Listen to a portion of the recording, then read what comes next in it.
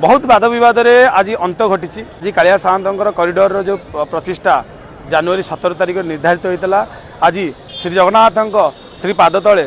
महाप्रभुंर से जो करिडोर जो निमंत्रण पत्र सर्वप्रथम आम कालिया सामंत को देलु सब छत्तीसा निजुग मुख्य प्रशासक कलेक्टर सार आ समस्ते पुलिस प्रशासक समस्ते मिसिकी महाप्रभु श्रीचरण में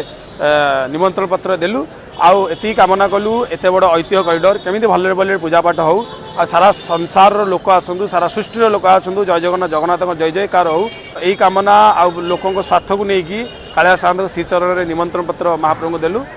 सारा विश्ववासी को निमंत्रण दिज्व कहीं बहुत वीआईपी वीवीआईपी को निमंत्रण दिज्व बहुत साधुसंत को निमंत्रण दिज्व